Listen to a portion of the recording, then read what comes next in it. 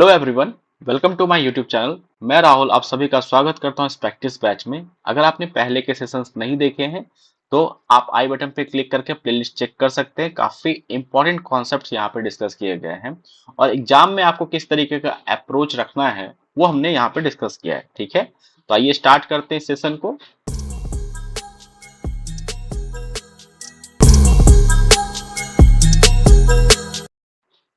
देखिए, first question probability से है। Two dice are tossed, the probability that the sum is a odd prime number. Okay, एक dice में अगर आप देखेंगे नंबर कितना होता है, 1 से लेके 6 तक होता है। ठीक है, सेकंड मैक्सिमम सम क्या हो सकता है। अगर आपने दोनों डाइस को फेंका तो मैक्सिमम सम क्या हो सकता है कि 6 आ जाए और दूसरे में भी 6 आ जाए तो 12 हो सकता है।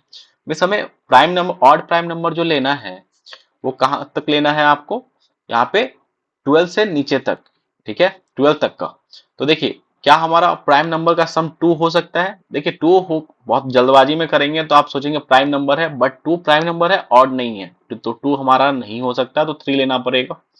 5 हो सकता है, 7 हो सकता है, 9 नहीं होगा। 9 क्यों नहीं होगा, 9 प्राइम नंबर नहीं है। एंड लास्ट 11 हो सकता है। ठीक है, अब देखिए अगर इसका सम 3 है तो क्या क्या हो सकता है, क्या पॉसिबिलिटी है डाइस में। पहले पे 1 आ जाए, दूसरे पे 2 आ जाए। ठीक है, या ये है कि पहले पे 2 आ जाए, दूसरे पे 1 आ जाए। अगर हम लोग 5 ले रहे हैं तो पहले पे 1 आ सकता है तो दूसरे पे 4 लेना पड़ेगा, तभी सम 5 होगा। या 4 है तो 1 होगा, या 2 है तो 3 होगा, और 3 है तो 2 होगा। ठीक है, और कोई तरीका नहीं है यहाँ पे 5 लाने का। ठीक है, तो 7 अगर लाना है तो 1 के साथ आपको 6 लेना पड़ेगा, 6 के साथ 1 लेना पड़ेगा, 2 है तो आपको 4 लेना पड़ेगा, 4 है तो 2 लेना पड़ेगा। ठीक है, एंड 3 है, 3 है तो यहाँ पे 4 लेंगे, 4 है तो 3 भी लेना पड़ेगा। ठीक है, ये क्लियर है। 11 के लिए हमारे पास 5 6 हो सकता है एक कॉम्बिनेशन, दूसरा 6 या 5 हो सकता है। ठीक है, तो इतने पॉसिबिलिटीज हैं यहाँ पे कॉम्बिनेशन फॉर्म होने के। तो यहाँ पे टोटल ये कितने पॉसिबिलिटी हुए, 1 2 3 4 5 6 7 8 9 10 11 12 13 14। मिस फेवरेबल जो है आपका कितना है, फेवरेबल जो कि आपको आंसर देगा कि इतने जो हैं वो आपको हमेशा ऑड प्राइम नंबर का ही का सम देगा। ठीक है, तो ये कितने हो गए, 14 हो गए। अगर आप दो डाइस को फेंकते हैं तो टोटल पॉसिबल आउटकम कितना है।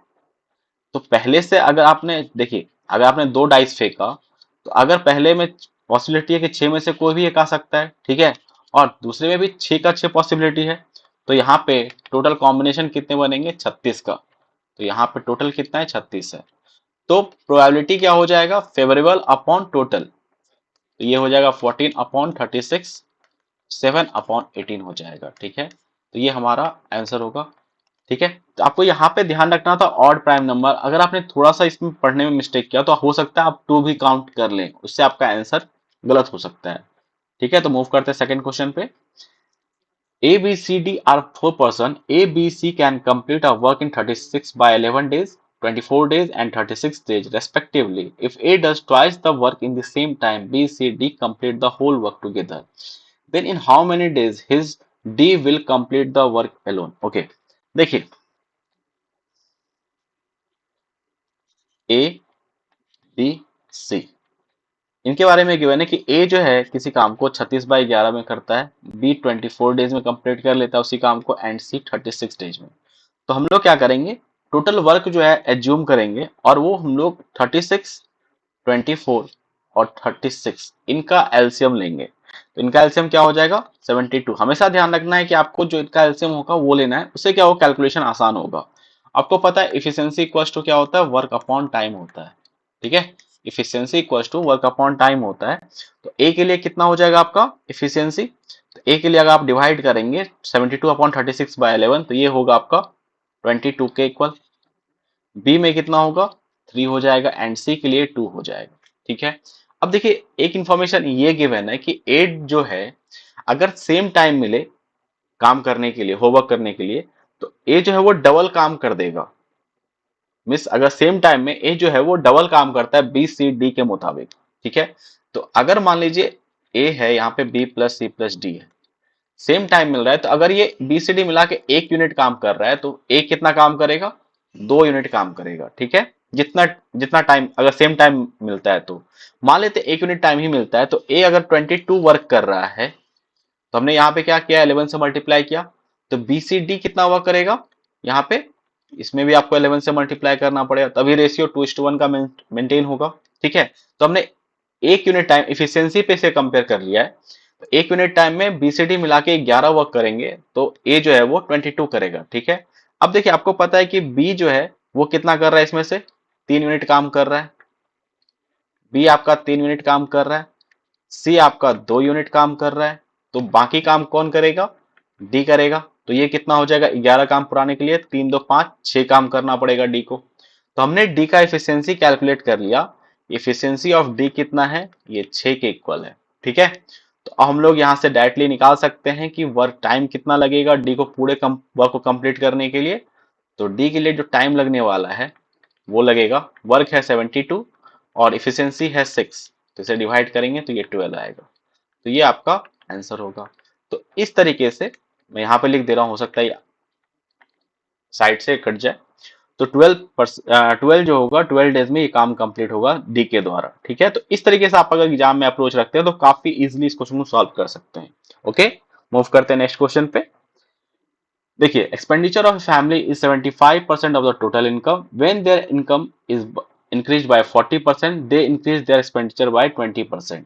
Find the percentage change in saving. देखिए आपने सिंपल अप्रोच जो है उसमें तो उस तरह से करते आए होंगे, बट इसको और भी फास्ट तरीके से कैसे किया जा सकता है, आप एलिगेशन यूज करके। तो कैसे एलिगेशन को यूज करना है मैं आपको वो सिखाता हूं। देखिए, एक्सपेंडिचर है और सेविंग है, तो एक्सपेंडिचर और सेविंग का अगर आप रेशियो देखेंगे तो यहाँ पे क्या है कि 75% ऑफ इनकम जो है वो यहाँ पे क्या कर रहा है, खर्च कर देता है। ठीक है, तो 75 अगर खर्च करता है तो सेविंग कितना कर रहा होगा, 25 कर रहा होगा। ठीक है, तो यहाँ पर रेशियो कितने का है, 3:1 का है। तो हम यहाँ पे लिख लेना है कि एक्सपेंडिचर अगर 3 यूनिट खर्च करेगा तो सेविंग 1 यूनिट के बराबर होगा। ठीक है, अब देखिए एक्सपेंडिचर में कितने का इंक्रीज हो रहा है, ये हमें पता है 20% का। आपको साइन के साथ लिखना है, अगर डिक्रीज होगा तो माइनस लगाएंगे, अगर इंक्रीज हो रहा है तो प्लस के साथ लिखेंगे। ठीक है, ये ध्यान रखना है। और इनकम में भी इंक्रीज हो रहा है 40% का, तो इनकम में क्या हो रहा है, 40% का इंक्रीज हो रहा है। ठीक है, एंड हमें सेविंग में पता करना है कि कितने का चेंज होगा। ठीक है, हमें नहीं पता डिक्रीज हो रहा है या इंक्रीज हो रहा है, वो हमें यहाँ से पता चल जाएगा। अब देखिए यहाँ पे अगर आप एलिगेशन लगाएंगे तो यहाँ पे क्या होगा, 40 माइनस 20 करना पड़ेगा, तो ये कितना आ जाएगा आपका, 20% के इक्वल होगा। अब देखिए ये जो और यहाँ पे रेशियो आएगा, मान लीजिए यहाँ पे कुछ वैल्यू होगा, अगर आप उसमें से सॉल्व करेंगे तो हमारे पास यहाँ पे क्या आना चाहिए,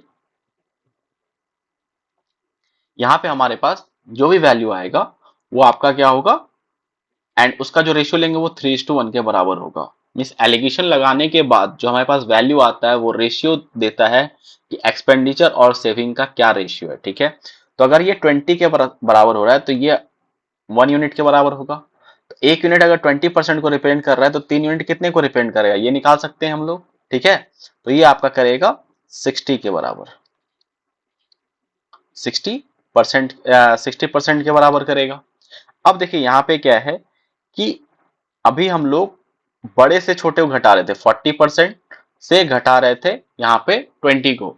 इट मीन्स कि अब जो नेक्स्ट होगा हम लोग यहाँ पे बड़ा वैल्यू लेंगे, तभी तो जाके इसमें से बड़े वैल्यू से छोटे को घटाएंगे, क्योंकि आपको एलिगेशन में क्या होता है कि एक वैल्यू छोटा और एक वैल्यू बड़ा लेना पड़ता है जो भी बीच में रहता है। ठीक है, तो हमने ऑलरेडी एक छोटा ले लिया है, तो बड़ा वैल्यू लेने के लिए क्या करना पड़ेगा, यहाँ पे जो भी होगा x में से घटाना पड़ेगा।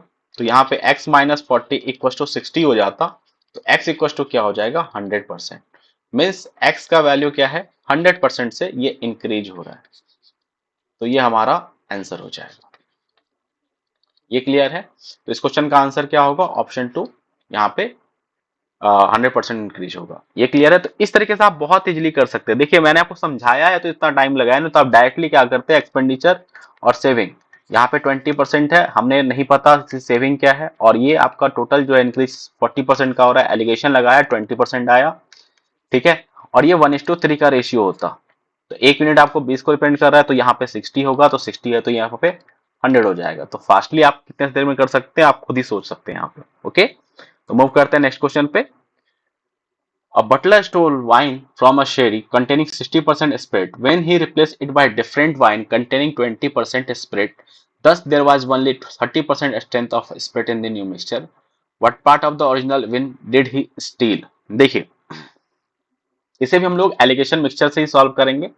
क्या क्वेश्चन है पहले मैं वो समझा रहा हूं आपको कि एक आपके पास कंटेनर है, इसमें जो स्पिरिट का जो है परसेंटेज वो 60% स्पिरिट है। ठीक है, अब इसमें क्या कहा जा रहा है कि कुछ आप क्वांटिटी निकाल रहे हैं और कुछ क्वांटिटीज में से निकाल रहे हैं, उतना ही सेम क्वांटिटी आप एक ऐसा वाइन ले रहे हैं जिसमें स्पिरिट का क्वांटिटी कितना है, 20% है। मीन्स अगर शुरू से कंडीशन को देखा जाए, एक यहाँ पे बॉक्स है जिसमें 60% है। ठीक है, इसमें से आपने कुछ अमाउंट निकाल दिया। ठीक है, अब जो भी बचा 60% स्प्रिट वाले में से आपने क्या किया, यहाँ पे ऐड किया एक स्प्रिट, एक वाइन जिसका में 20% स्प्रिट है। ठीक है, और इन दोनों को मिलाने के बाद एक जो नया मिक्सचर फॉर्म हो रहा है उसमें स्प्रिट का जो स्ट्रेंथ है वो आपका 30% है। ठीक है, तो हम लोग यहाँ पे क्या करेंगे, एलिगेशन का यूज करेंगे, 60%, 20% और 30%। ठीक है, तो यहाँ पे देख सकते हैं, आपको ये ध्यान रखना है एलिगेशन में कि अगर 30 लिया है, जैसे यहाँ पे 30 है, एक वैल्यू 30 से बड़ा होगा, एक वैल्यू 30 से छोटा होगा। ठीक है, तो यहाँ पे एलिगेशन लगाएंगे तो यहाँ पे 10 होगा एंड यहाँ पे आपका 30 होगा, यहाँ पे 10 होगा एंड यहाँ पे आपका 30 हो जाएगा। तो ये जो वैल्यू आया ये हमें बताता है क्या, ये हम आज यहाँ से जो रेशियो निकलेगा 1:3 का। मीन्स अगर आपने पहले से 1 यूनिट लिया है तो दूसरे से आपको कितना, 3 यूनिट लेना पड़ेगा। ठीक है, एक से अगर आपने 1 यूनिट लिया है तो दूसरे से 3 यूनिट लिया है। अच्छा, जितना वॉल्यूम आप निकाल रहे थे उतना ही वॉल्यूम आप वापस से 20% वाले यहाँ पे जो अल्कोहल है उसमें उसको आप ऐड कर रहे हैं। ठीक है, तो आप यहाँ पे हम लोग कह सकते हैं कि 3 यूनिट ही वॉल्यूम निकाला गया होगा। ठीक है, 1 यूनिट अगर हमारे पास बचा हुआ है, 3 यूनिट हमने निकाला था और वापस 3 यूनिट रिप्लेस किया, तो टोटल कितना हो गया, 4 यूनिट होगा। और आपने कितना पार्ट को स्टील चोरी, कितने पार्ट को स्टील किया गया, तो 3 यूनिट को चोरी किया गया था, तो इंटू 100 कर लीजिए, तो ये कितना हो जाएगा, 75% के इक्वल। तो ये इस क्वेश्चन का आंसर है। ठीक है, तो देखिए आप इसको इस तरह से आप बहुत इजीली सॉल्व कर सकते हैं, ये हमारा आंसर हो जाएगा। मूव करते हैं नेक्स्ट क्वेश्चन पे।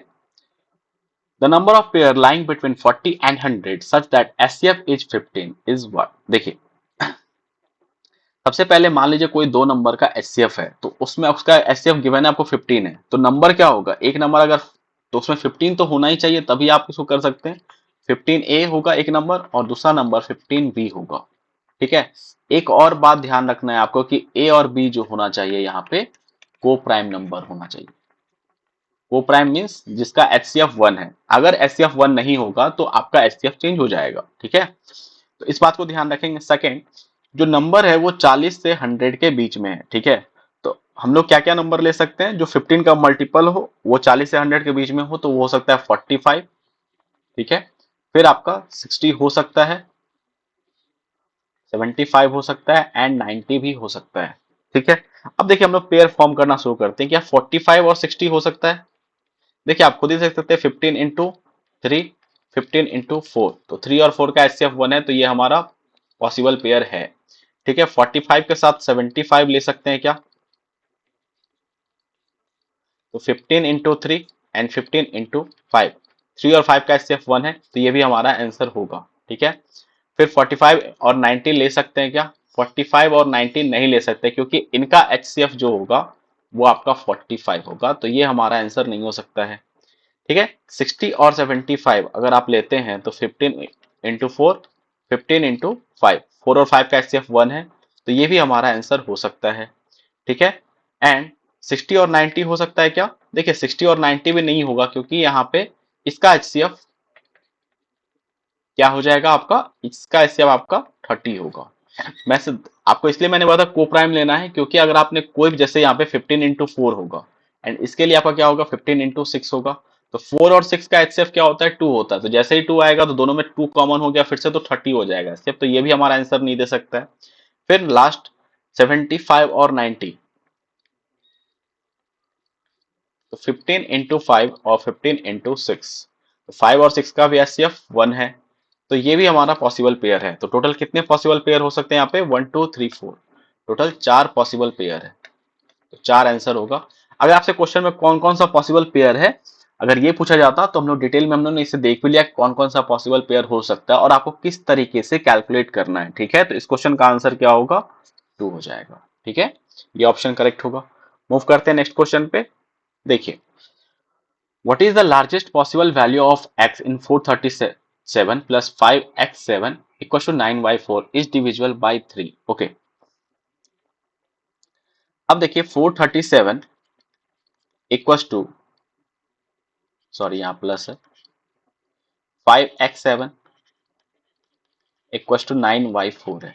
ठीक है, और अगर हम लोग इसे ब्रेक करें 437 इक्वल्स टू क्या हो जाएगा? 9y4 minus 5x7। ठीक है, एक बात और ध्यान रखना है यहाँ पे कि जो भी यहाँ पे होगा कि इस डिविजिबल बाय 5 मींस यहाँ पे ये नंबर डिवाइड होना चाहिए, सॉरी 3 से, तभी आपका आंसर हो सकता है। ये क्लियर है? अब देखिए, अगर आप नॉर्मली देखेंगे तो 9y4 है एंड यहाँ पे 5x7 है। इसको अगर आप सब्ट्रैक्ट करते हैं तो यहाँ पे 4 3 7 आएगा, 4 3 7 आ जाएगा। ये क्लियर है? नेक्स्ट देखिए, अब यहाँ पे अगर आप 4 में से 7 ये करेंगे तो यहाँ पे 7 आएगा और यहाँ पे आपको एक कैरी रखना पड़ेगा। ठीक है, एंड यहाँ पे देखिए 9 में से 5 जाएगा, तो ये तो हमें पता चल चुका है यहाँ पे कि 9 में से 5 जाएगा तो 4 मीन्स यहाँ पे नेक्स्ट यहाँ पे कोई कैरी लिया नहीं गया है। ये क्लियर है हमें? ठीक है, ये क्लियर है। अब देखिए, आप डायरेक्टली यहाँ पे ऑप्शन चेक कर देख सकते हैं फास्ट करने के लिए कि अगर आपने x का वैल्यू, लेट सपोज सबसे बड़ा नंबर क्या है? 4 है। अगर आपने सबसे x का वैल्यू और यहाँ पे y है, एक बात और ध्यान रखना है कि जो भी वैल्यू होगा यहाँ पे आपका y में जो भी वैल्यू होगा 9y उस तरह से होना चाहिए कि आपका ये 3 से डिविजुअल भी हो। ये भी ध्यान रखना है। सबसे पहले तो 9y4 अगर है नंबर, तो अगर ये 3 से डिविजुअल है तो क्या क्या हो सकता है? देखिए, सम ऑफ डिजिट करेंगे, 9 4 13 प्लस y।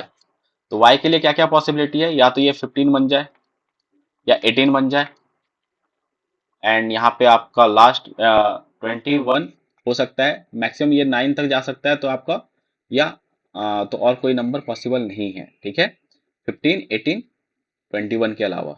तो y के लिए क्या क्या पॉसिबिलिटी है? यहाँ पे y के लिए या तो 5 हो सकता है, या तो y के लिए आपका यहाँ पे 4 हो सकता है,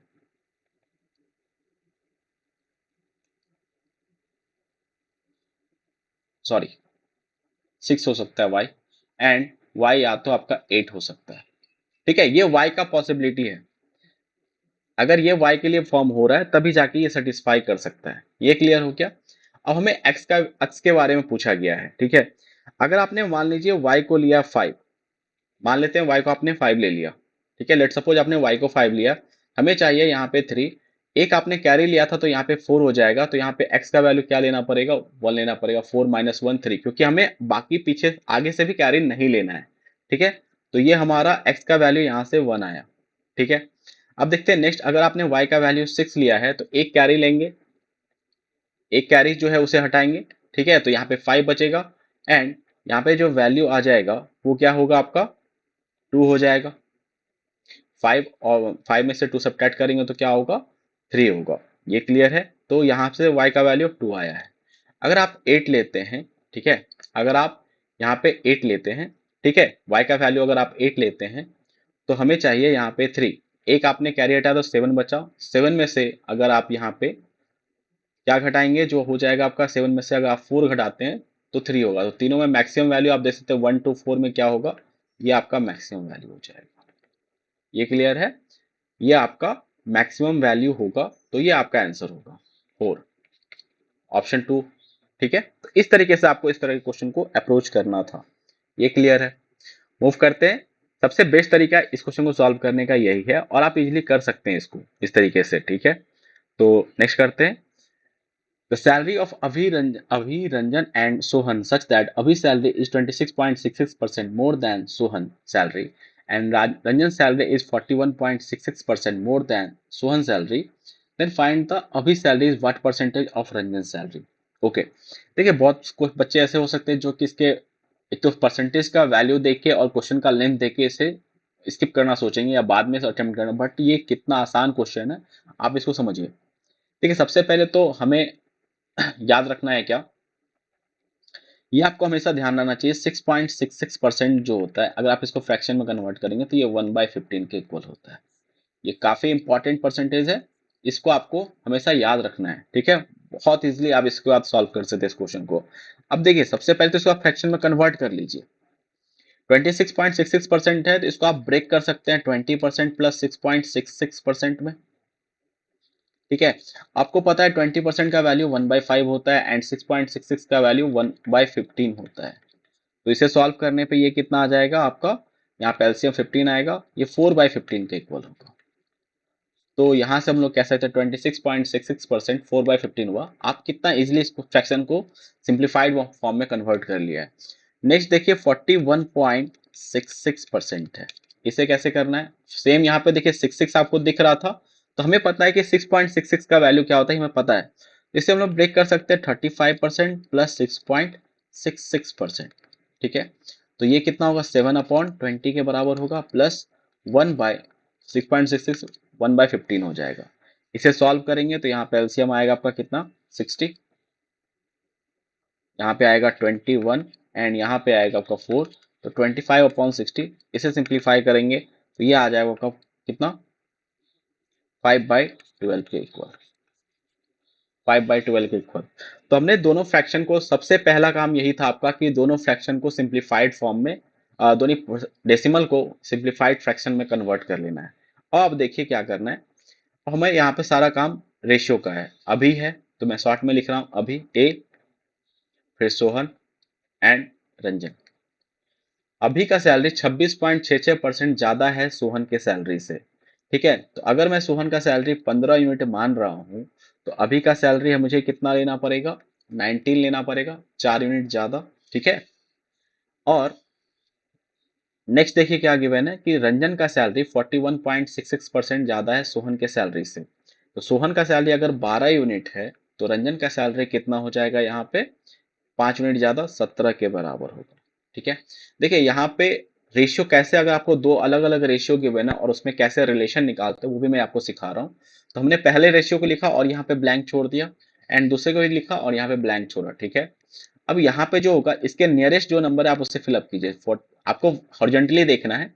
तो यहाँ पे इसके नियरेस्ट कौन सा नंबर है 15, तो यहाँ पे 15 लिखिए, ठीक है। एंड यहाँ पे भी देखिए 12 के नियरेस्ट कौन सा है, सॉरी इसके नियरेस्ट कौन सा नंबर है 12, हॉरिजॉन्टली 12, तो यहाँ पे 12 लिखिए, ठीक है। अब इसे आप मल्टीप्लाई कर लीजिए, तो 19 इंटू 12 70, सोहन के लिए 15 इंटू 12 एंड रंजन के लिए 15 इंटू 17, ठीक है। तो ये जो होगा आपका तीनों का, यहाँ पे अगर ये पूछा जाता तो तीनों का रेशियो क्या है, तो यहाँ पे हम लोग तीनों का अब डायरेक्टली कह सकते हैं कि 19 इंटू 12 पहले के लिए, सोहन के लिए 15 इंटू 12 एंड रंजन के लिए 15 इंटू 17। तो ये दो को दूसरा कॉन्सेप्ट जो हम लोग यहाँ पे यूज कर रहे हैं। अब देखिए हमें रिलेशन किसका चाहिए, अभी और रंजन के सैलरी का। तो अभी का सैलरी यहाँ पे 19 इंटू 12 और रंजन का सैलरी 15 इंटू 17, ठीक है। इसे सिंप्लीफाई कर सकते हैं और आप 3 4 जा 12, 3 5 जा 15, तो ये हो जाएगा आपका 76 एंड ये हो गया 85। तो 76 अपॉन जो हमें परसेंटेज चाहिए कि रंजन का सैलरी, अभी का सैलरी रंजन की सैलरी का कितना परसेंटेज है, तो 76 अपॉन 85 इंटू 100। इसे सिंप्लीफाई करेंगे तो 5 से 20 एंड यहाँ पे 75 हो जाएगा, ये हो जाएगा 0, 1520 अपॉन 70, 17, 17 8 जा होता है आपका 136, 16 बचेगा, 79 जा 153 पॉइंट 89 पॉइंट। अगर आप ऑप्शन देखें तो एक ही ऑप्शन है 89.41 जो कि ऑप्शन 2 में है, तो ये आपका आंसर होगा, ऑप्शन 2 इस क्वेश्चन का आंसर है। ये क्लियर है। तो इसमें आपको दो कॉन्सेप्ट सीखने को मिला है कि एक तो सबसे पहले ये वैल्यू आपको याद रखना है 6.66% 1/15 के बराबर होता है, बहुत ज्यादा ये रिपीटेटिव आपको कह सकते हैं कि ये परसेंटेज है, ठीक है। सेकंड, आपको इस कितना किस तरह से आपको कन्वर्ट करना है फ्रैक्शन में इजीली मेथड में, वो मैंने आपको सिखाया। थर्ड, रेशियो में अगर आपको दो अलग अलग रेशियो गिवन है और सबका एक साथ रिलेशन निकालना है तो किस तरीके से निकालते हैं ये भी मैंने आपको सिखाया, ठीक है। तो एक ही क्वेश्चन से हम लोग दो तीन कॉन्सेप्ट सीख रहे हैं, ठीक है। ये क्लियर हो गया। नेक्स्ट क्वेश्चन में मूव करते हैं। ओके, तो इस सेट में इतने ही क्वेश्चन थे। अगर आपको मेरा तरीका पसंद आता है, अगर आपको ये कंटेंट अच्छा लगता है तो प्लीज इसे लाइक कीजिए, चैनल को सब्सक्राइब कीजिए और शेयर भी कीजिए, जिससे बाकी भी बच्चों को फायदा हो सके आने वाले अपकमिंग एग्जाम्स के लिए। ओके, तब तक के लिए थैंक यू। मिलते हैं नेक्स्ट सेशन में।